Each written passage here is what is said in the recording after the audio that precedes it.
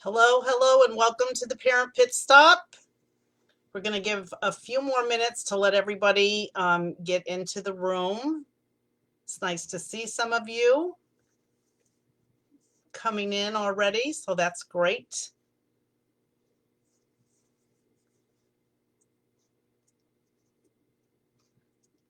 All right, it's 7 o'clock, so I want to be respectful of your time.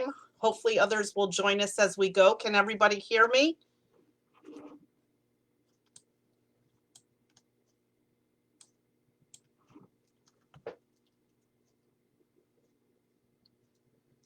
Get set up here.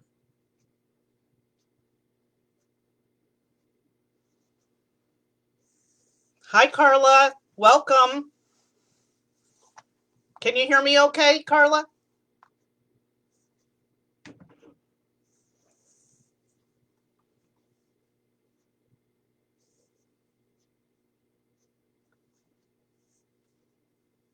Okay, so we're going to go ahead and get started. My name is Becky Adams. I'm the Parent Engagement Manager for the Early Head Start and Head Start program. This is one of my favorite things to do, talk about parenting. So I want to welcome everybody that's here. Thanks for all the feedback about the sound. That's awesome. Just a couple of things to get us started. This is going to be our weekly parent series.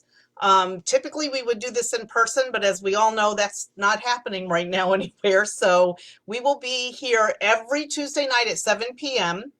And we will replay on Wednesday at 10 a.m. in case 7 is not a convenient time for folks. So you can watch one or the other or both if you like. If you see the live, you know that we're live. And if you don't see it, then you know you're on the replay. I would like to have everybody use your comment bar to at least sign in, either your name or a hi. I've already seen some of you. Tag a friend if you would like to. And while we're doing this, I'm going to try my best to keep up with everything that's going on. But if you have a question about anything or a comment, you can put it in the comment section. If I don't see it during the live, I'll be sure to respond to it after the live. So, those discussions can continue to go on because 15 minutes is a really short time to talk about hot parenting stuff. So having said all of that, we are going to be talking about some things that I think this is the perfect opportunity to talk about because New Year for me really starts at the start of school, and that's where we all are right now. And so this is a great time to put some structures in place for your kids to help them be successful. And so we're going to talk about sleep, bedtime, routine and structure, consistency, and parenting guilt. So let's dive right in. I'm going to ask a question, and you can put your answer in the comments. For a 3 to 5-year-old, how much sleep per day do you think that they need? 3 to 5-year-old.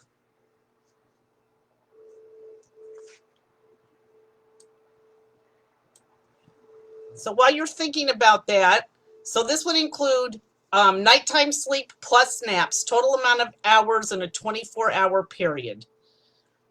This is a tricky age because this is the age that children start to grow out of naps. And so getting the amount of sleep that they need for good, sound, restful sleep becomes more difficult and more challenging. So I see there's a 10 to 12 from Carla, and you are correct. 10 to 13 hours of sleep for a 3 to 5-year-old. So that would include nighttime sleep and their nap time if they take a nap during the day. If they start to not take naps, then of course that means they need more sleep at night. Why is that important? It's important for a lot of reasons. Most of us as adults don't get enough sleep. We're already kind of dragging. I know I'm going to admit that I am a huge football fan, and I was up way too late last night or on Sunday and Monday watching football. So I've kind of been dragging this week and not at my optimum best. And that's really what it's about. So as we start this whole new year, we want our kids rested and really able to attend during the day so they get the most out of their learning experience. Ironically, lack of sleep can also make separation more difficult for children. It can lead to some behavioral issues because they're overtired and they're just not able to process that fatigue. And sometimes it comes out behaviorally. There are some studies that show that lack of sleep and being really fatigued can cause you to overeat. So there's a lot of other things that we don't normally think about sleep that makes it really important to make sure that our kids get that proper amount. So I attended a sleep workshop yesterday, actually, and I found out, that I heard a different perspective that I'm going to share with you. And one of the things, bedtime is something that parents can definitely struggle with for kids 3 to 5, especially. And if there's been a lot of bad habits as far as bedtime routines and sleep patterns, it can be hard to break those. But really, what we're teaching our kids when we get them onto a bedtime routine is how to self-soothe. That's a skill that we all need, because when you hear people say they slept through the night, nobody sleeps through the night. We all wake up many times during the course of the night, and our ability to self-soothe is how we get back to sleep so quickly. So that's what we're really teaching our children, is how to self-soothe, put themselves to sleep, and put themselves back to sleep when they wake up during those periods, depending on where they are in the sleep cycle, so that they can put themselves back to sleep on their own. That can be a really tricky thing if your child's been in bed with you for 3 years, if you can't get them to stay in your bed. So now we're going to move on to bedtime routines. Routines for bedtime are super important, and they're going to vary from family to family, depending on parents' work schedules and that kind of thing. So the first thing to do is establish what time you think you need to have bedtime, depending on what time you have to get up and whether or not they take naps, to add up all those hours to make sure that they're getting that required amount of sleep. So you're going to establish a bedtime, and then you're going to come up with a routine. And actually, kids are really good at helping come up with their routines. I'll be posting on Facebook, the Facebook page, in the comments section, some of these handouts that I'm going to show you tonight. But this is an example of a very simple bedtime routine. Bath time, brush your teeth, go potty, read a book, bedtime. So if you don't have an established bedtime routine, it's really important to try to start to establish that now, because once kids start to get older, breaking those bad habits become more difficult. So establishing a good solid bedtime routine, and one of the things that is really important, and we talk about this all the time, and one of the things that we really have been talking about lately, we are walking a really fine line right now around screen time. So I just learned in the little workshop I was in yesterday, they recommend that all screens be turned off 2 hours prior to bedtime, so that children can start to wind down, that the blue light coming off of computer screens, that's a stimulant for kids, and it makes it harder for them to wind down. Most adults too. So lots of kids have TVs in their bedrooms, and that's something that really isn't recommended. But it's not something that you can necessarily quit cold turkey if that's something that your child's become used to. Those little sleep buttons on the remotes are great because you can set it for a certain amount of time, and that's one way you can wean your child. The other thing to remember about screen time, lots of people, lots of adults I know, have to have the TV on to fall asleep. And the issue with that is that during the course of the night as an adult, I don't know if you've ever noticed, but like if a commercial comes on, it can come on 10 times louder than the show that was on and can disrupt your sleep. And it's true for children too. And that's where that whole self-soothing comes in and getting back to sleep quickly. The other thing to take note of that I learned yesterday, I hadn't thought about it this way, but as your children reach different developmental milestones, their sleep will be disrupted. So the example that was given was that, a child that first learns how to pull themselves up in their crib, but hasn't figured out how to get back down yet, that will be a time in that developmental period where sleep will be disrupted. And that's oftentimes why you'll hear the crying, because they haven't figured out how to get themselves down to self-soothe. So different times during development, things will change, and you'll have to understand that the sleep pattern will be disrupted for a period of time, a few weeks, and then hopefully they'll get back into that rhythm of their sleep patterns. So bedtime routine, sleep, super important for optimal learning the next day. And it also makes your life much easier when your child is fully rested and isn't having those crankies in the morning because they didn't get enough sleep.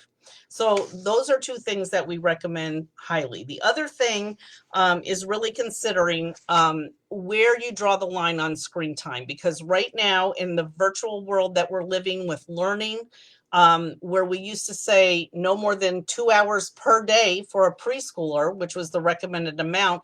Now preschoolers who are doing virtual learning are already on the screen 2 hours or more.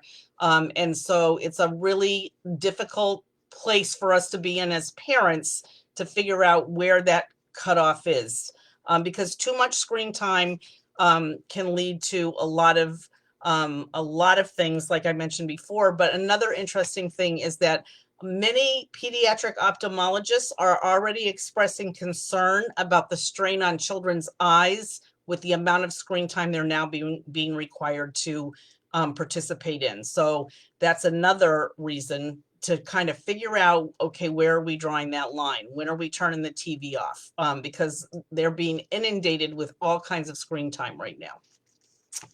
So the next thing, moving along, is establishing a good routine for your day, because with virtual learning and hybrid learning, depending on, where your kids are with that, if they're not in our centers, and if you have older kids that are doing the hybrid virtual learning, that's something that is really important, so that there's kind of a structure to the day, and it's not just kind of like do your work whenever. So many of you, if you've been in our classrooms before, have seen something like this: our schedule: arrival, morning work, circle time, center time, snack time, recess, story time, and dismissal. So this would be done for preschoolers in language that they understand, that's reflective of their day.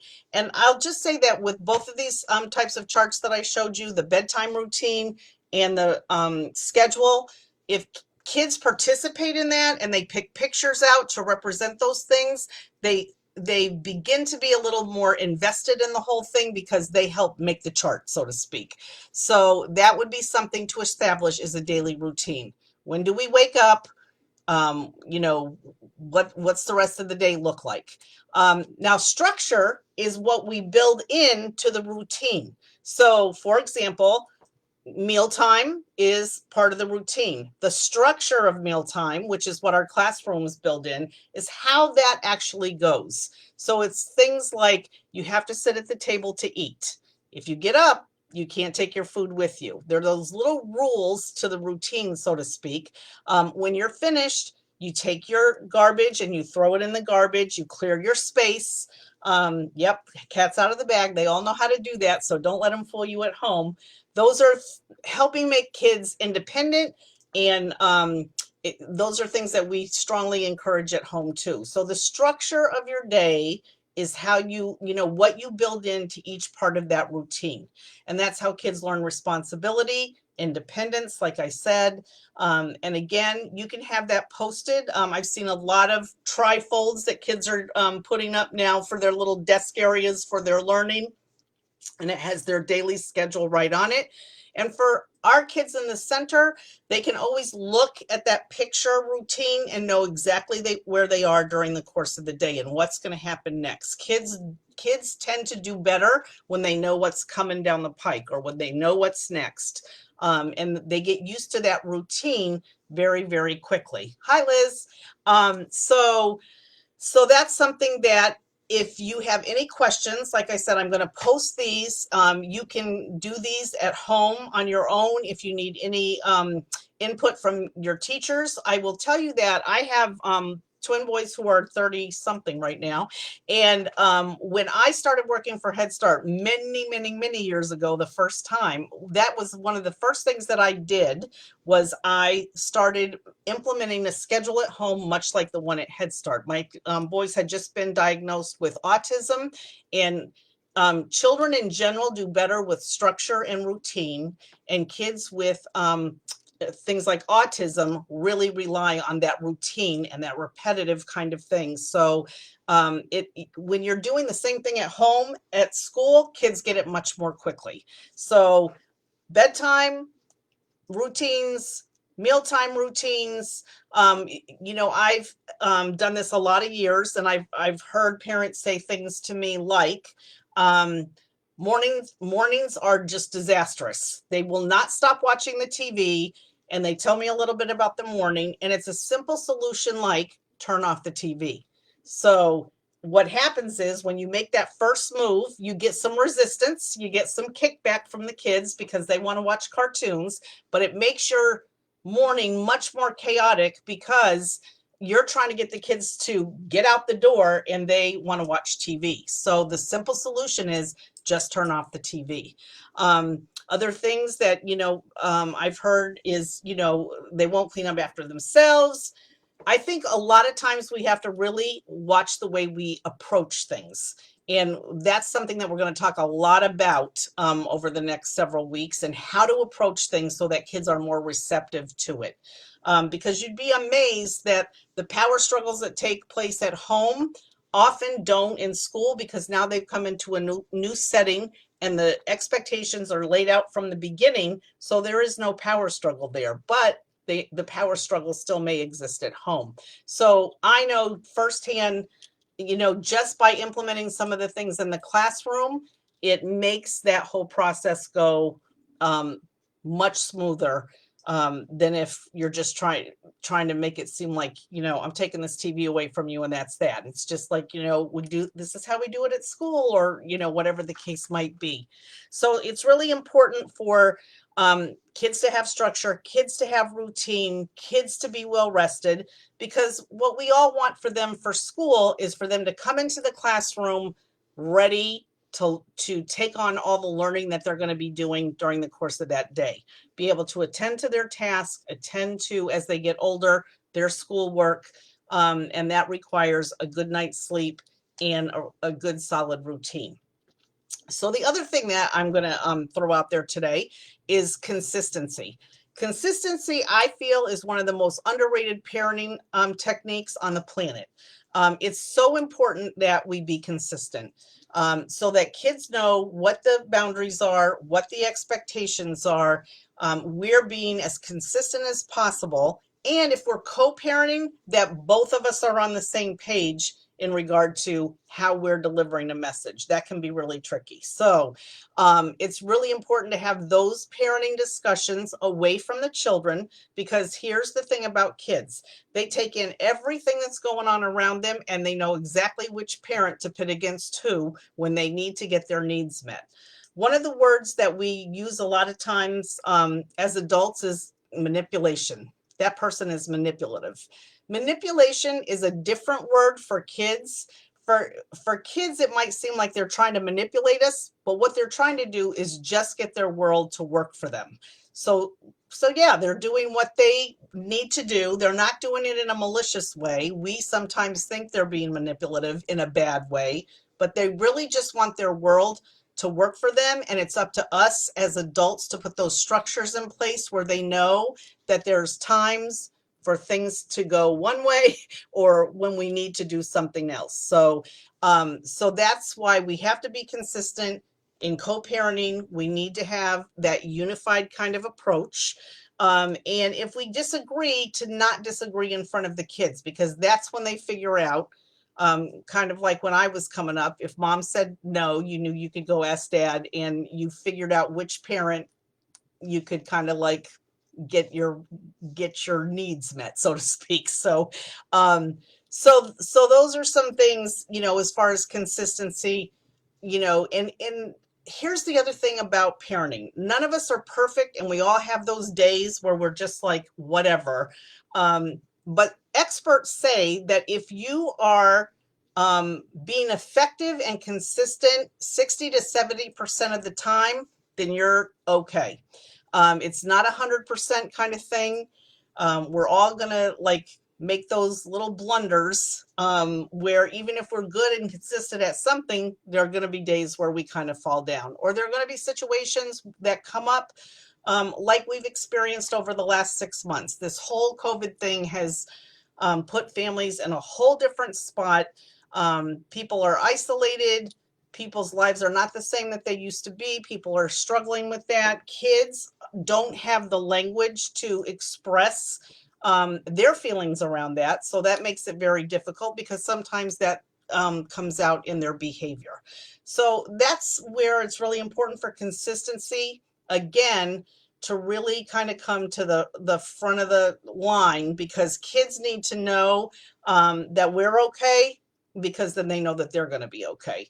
So being consistent, even when things are kind of crazy, really helps give them that stability and the security that they need. So it's already 7:20, so here I am. Okay, guilt is the next thing I want to talk to everybody about. Guilt is something that as important as consistency is in parenting, guilt is one of the things that is highly overrated, and we fall prey to a lot without even knowing it.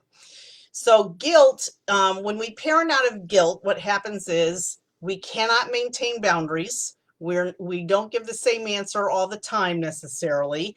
We give in. It's kind of like, all those things that run in your head that you feel bad about. That can be a million things, that you're not there for dinner every night, that you have to work so much. And so when your kids are wanting things and that guilt comes up, it causes us to sometimes say yes and makes us inconsistent, and then breaks down that whole pattern of parenting where you're in kind of like this hamster wheel kind of thing. So it's really important to identify your guilt. My kids, I know I got to a point where I used to say, I don't do that guilt thing anymore, so there were certain things that would happen, and it was kind of punching my guilt buttons. But then I got to a point where I said, guilt's overrated, and we're not doing guilt anymore. So because it's super important to keep that in check and know that it's there, acknowledge it's there, know what you feel guilty about, and not let that come into the parenting as much as it could, so that you can be consistent, but know that you have to deal with that guilt somewhere else. So I'm going to give you a little guilt exercise. What I'm going to try to do every week, so that you can work on things that come up during the course of this that might strike a chord with you. This is something that I saw a long time ago. So for the next week, keep track on a piece of paper every time you feel guilty about something.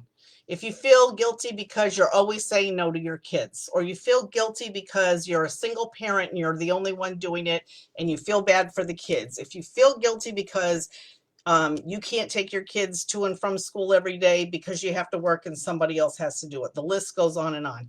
Most of us have guilt we don't even know that we have. But if you really pay attention to it and identify it, that's what's really important, because otherwise you're just going through that constant motion of giving in to the guilt without realizing that's what you're even doing. So for the next week, keep a list of all the things that you feel guilty about. All of us feel guilt about one thing or the other when it comes to our parenting. And once you have your list, take some paper and cut it into strips like this. And you're going to take those strips and take your list, and from your list, you're going to write one thing you feel guilty about on each slip of paper. And then you're just going to kind of fold it. And when you get all of your slips filled out, you're going to take a box. Your box is going to be different in size depending on how much guilt you have. So if you have a lot of guilt, it's going to be a bigger box. But you're going to take your box and you're going to put your guilt in this box. And when all the paper is in there, you're going to take some wrapping paper and a bow, or a gift bag or whatever the case might be, and you're going to put that where you can see it at all times. So in a place where you pass all the time, this is a reminder that you've put your guilt in its proper place. It doesn't mean you still don't feel the guilt, but it's a reminder that your guilt is in this box and it doesn't need to come out of this box and impact your parenting. So I worked in a residential program one time for mothers and children, and we did this exercise there, and everybody had their little present in their kitchen. There was kind of a divider between the kitchen and living room. And every time I would walk into an apartment, there would be all these little gift boxes. But it's a great way to remember that exists, and that can be detrimental to parenting. Because right now, when your kids are young, you're laying the groundwork for as they get older. And this is a lot easier to establish routines, establish structure, put your guilt in its proper place, learn how to be consistent, all those things while they're young, because it makes life much easier as they become older, especially as they get into pre-adolescence. So this is a great practicing time to take care of all of those types of things. So again, in review, because we've already hit over 20 minutes, sleep, take a look at how much you're sleeping. If you are between 18 and 50-ish, you should be getting at least 7 hours of sleep. Once you continuously don't get that amount of sleep, you or your child, what happens is you start to become sleep deprived. So it's really important to be as consistent as much as possible, knowing that at times you're not going to get your 7 hours or they're not going to get their 13 hours, but good sleep routines are extremely important. Bedtime routines, extremely important. Establish that with your kid. How do you think this should look like? First, we'll brush our teeth. Then we'll take a bath, that whatever it's going to be for you, so that they can kind of follow along on a chart if that's what you choose to do. Those things can reinforce those routines for you. Then you're going to establish a daytime routine based on, this is going to be different for everybody, based on your life and everybody's life in your household, so that your structure and your routine can make your household run much smoother. Things can be calmer, less chaos, because chaos, if any of you have lived through it, can really wreak havoc on you. So routine and structure, consistency as much as possible, and put your guilt in its proper place, so that's not impacting your parenting and not interfering with your consistency. If anybody has any questions, you can put those in the chat. The other thing that I'm just going to tell you is that next week, what we're going to be talking about is changing behavior by changing the way you look at behavior. And so, my gimmick for that is, I'll take these off. Sometimes you have to change the way, put your glasses on to make you see things differently. And we're going to be taking a look at things like temper tantrums, whining, meltdowns, all of those big things that are common.